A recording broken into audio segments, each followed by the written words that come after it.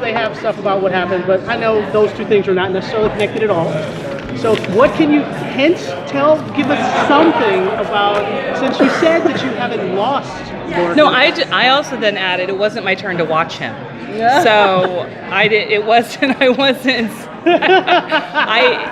I turned around. No, the thing about Star Trek is there's so many possibilities for story. And, it's funny, every other show we've ever worked on, you look at the beginning of the season and you think, oh, we have to fill 22 hours. Oh, we have to come up with 13 hours. We have to come up with 15 hours. I don't feel that way on this show because there's so much story to be told. There's so many possibilities. So I would say that probably in season 2 so far, discussions of that particular thing has not come up, but that doesn't mean it won't come up still yet, and it won't come up in the future. I think our characters are having a little bit of a Lorca hangover. They were lied to, they were manipulated, and he was brilliant at it. And I think that they've got to get him out of their system for a little bit, but that is the beauty of it. You never say never, and people pop up on our show at the most unexpected of times. It's true. Yeah. So season 1 had this overarching Klingon arc and a character development arc, right, with Burnham. Are you going to do another overarching long arc in season 2? Are we going to see focusing more on Burnham again, or is it going to switch to another character? Our ensemble is fantastic, and what's terrific about our cast is that any single one of them can carry, his or her own story in that way. So we can, they can carry all of that water. For us, what's interesting, so last season was war and finding a way to peace. And this season, one of the things that we're actually very interested in tackling is, for lack of a better word, sort of spirituality in Star Trek. What is the role of serendipity versus science? Is there a story about faith to be told? Leaps of faith. We're dealing with space. We're dealing with things that can't be explained. And you have a character like Michael Burnham who believes that there is an explanation for everything. So one of the things that we're very interested in is tackling that idea as it sort of rolls out. And it doesn't just mean religion. It means patterns in our lives. It means connections that you just can't explain. It's about who enters your life and who leaves your life, and sort of these indelible impressions that people make, and sort of a journey that you take, and you don't realize that along the way you gather things up that you need, and whoever could have expected that. So that's one of our biggest ideas right now, and it's threading through all of our characters' lives. And certainly in a world that has godlike beings, you'd think Star Trek would focus on that, but it definitely just seems to be kind of a blind spot so far. Yeah, it has. I think that was something that, we found as an area that you could sort of talk about, and it's interesting now. We've talked about, the Federation is an amazing organization, and how everybody's managed to come together and put aside differences, but that is one area that we just felt like hadn't necessarily been explored. And we also find for the show, when we get good debates just in the writer's room, or we get good debates just walking through by casting into the kitchen, when we're talking about it in a certain way, it tends to then many times lean into really interesting storytelling for the show. So what we love to present is always many different points of view. We're never wanting to say this is the one way things have to be at all times. We want to make sure that people are.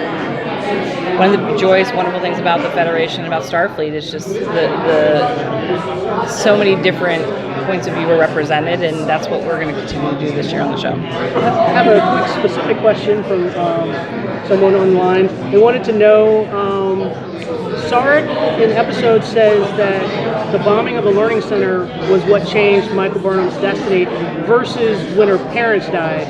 What does that mean? Well, I think that those are all seminal moments for sure in her own timeline.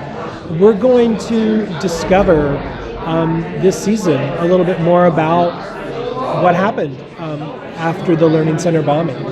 and there's some pretty big things that Michael took away from that, and there are some things we're going to uncover that sort of talk about not only what happened then, but what some of the ramifications are from that horrible terrorist event that was waged on this innocent child, and we'll see how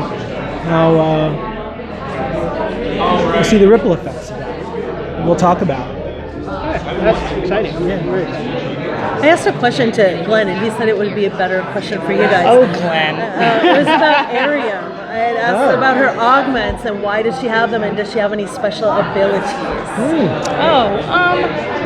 Well, her special ability is everybody loves Ariam. Like, I'm not kidding. Like, everybody loves Ariam. And she's fascinating. But as far as, I think, we haven't established necessarily that she has any kind of special abilities outside of how everybody brings their special thing to the party, especially in the bridge crew. But she is a character also. It's interesting because all these people that you're bringing up, she's a character we will learn a little bit more about this year, and it is because that she sort of captured everybody's imagination. So I don't want to give too much of it away, but you will learn a little bit more about Ariam this year.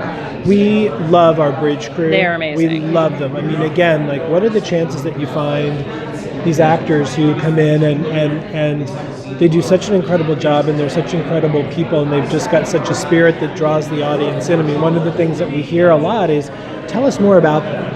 Who are they? Fill it out a little bit more. And we have an opportunity to do that this year. And Ariam is part of the bridge crew, and we have a lot of thoughts on who she was and what the augments are all about, and we'll dig into it. Who gave them to her? Yeah. Why does she have them? That will, Yeah. yes. What is we'll that be going about? into that. Right. Yeah, no, we're Right. going to go into that. Yes. And Detmer too, like that's Yes. like, is Very that much keeping so, her yeah. alive? That was Yeah. after the battle That of was the after- Nine Stars, That right? was after she was injured, in battle, and Kind of 709. Yeah, like, keep an eye on that. Keep an eye on it. Keep an eye on the eyepiece. Yes. And was it always part of the design to kind of slowly get to the bridge crew? Because you get to that point where they're finally a team in Yeah. episode 10 or so, or Yeah. 10, I think, 13. but you nailed it. I mean, you can't, on a show like this, and where teamwork is so important, they can't be these sort of just human props. For lack of it, they are part of the DNA of how that ship works and how the show works. And so I think we always had the desire to make sure that we got to know them. I think for us it was so exciting that the audience wanted to know too more about them. So it was going to all be in due time, but it seems like it's all happening at the right time. Yeah, there's only so much you can sort of do with an ensemble cast in terms of how you divvy up your time, how you allocate time to different characters. And this year we really, because we didn't meet the Discovery crew really until episode 3. Yeah. So already we were sort of limited in the amount of time that we could really create, 5 or 6 characters that the audience would bond with and love. But now that people know who they are and have accepted them as our And crew, we're curious about yeah, right. So now you have the space to start pulling more people into things, and we're not at war anymore, and it's our hope that we're going to be doing more away missions and a lot more actual exploration. And those people are on the bridge for a reason. They all have special skills, and you'll start learning more about them. Are you going to start filming mid-April? Yes, we will start filming in about a month. Yeah, I can't believe it. Okay. You need a passport? Get your passports ready. Okay, so in season 1, obviously, like, you had a limited amount of time and you had a very ambitious outline. You guys tried to do a lot.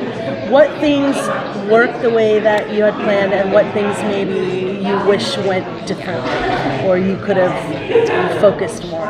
I feel almost stunned that things went as well as they did, and that is only because We knew who our team was when we all started. We all jumped in together, but we didn't know them because we hadn't gone through the process together yet. So you know how like it's the journey that sort of really builds the relationships.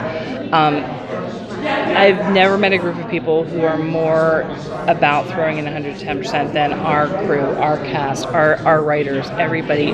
People loved this show and wanted to make sure it saw the light of day. They were so proud of it that, and I think in the moment, I at least can speak for me, I was just like day by day, it's trying to survive, just trying to remember, like, okay, this came from here. There's so much to track. There's so much to figure out. There's so much, and it didn't give a lot of opportunity to sort of look up and look around. And then by the time we got to the end of the year, and then quickly after that, no, actually we aired before we were done shooting. Right?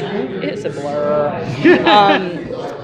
When you finally looked up, you were really able to go like, oh my gosh, look what we did. It was very exciting, and we did a lot. And I don't even think it was the first time we'd done a show like this as far as the history